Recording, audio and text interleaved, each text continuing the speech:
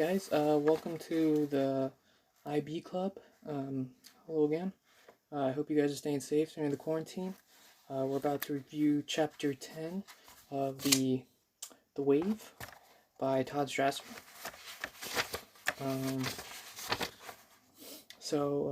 Let's just go right straight into it.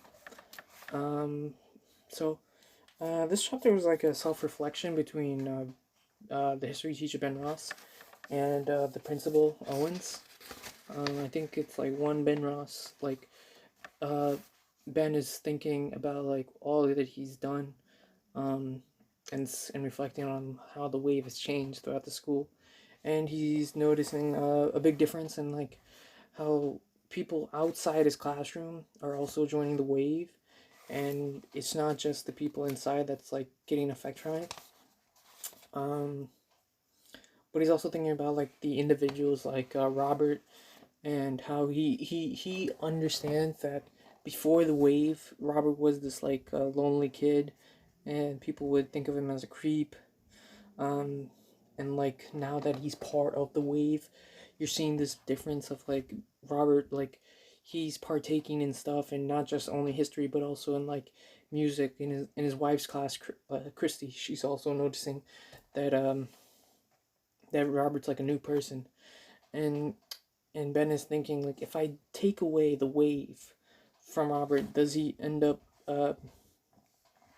does he go back to being the creep, the lonely type of kid that he was? And he feels like that's wrong, in one scenario. But at the same time, he's also thinking about the whole bigger picture. Like originally, the idea was for people to see, to get a taste of what life was like in Nazi Germany. And he's trying to remember that, and I think he acknowledges that he himself is like kind of being like, I guess, like brainwashed, or like thinking too much, because he's like he said, hey, wait a minute, since when was he leading them anywhere? I think it's like a self-reflection he talks about in the chapter, but maybe I'm just overanalyzing. Then he goes into talking with Principal Owens, and Principal Owens actually liked the idea of the wave. After he heard how the football coach came up to him, and how he saw that like that the football coach was impressed with his team, and how they feel.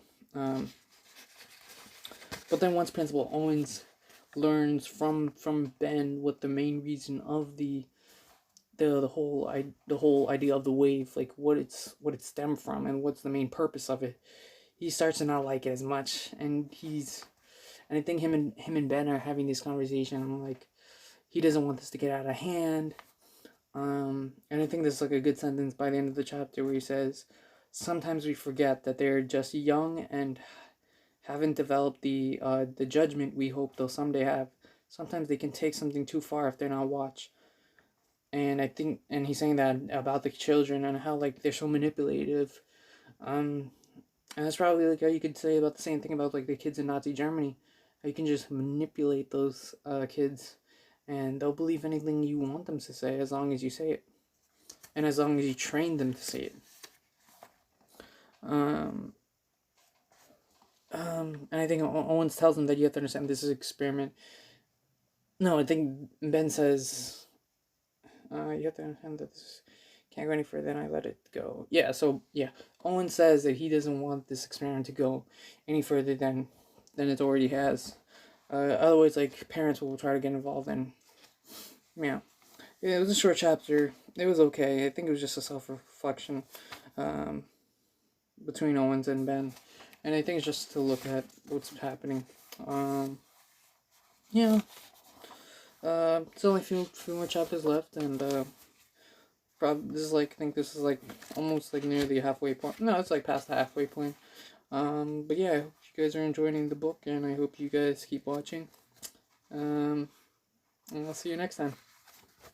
Okay. See you from the IB Club. Bye.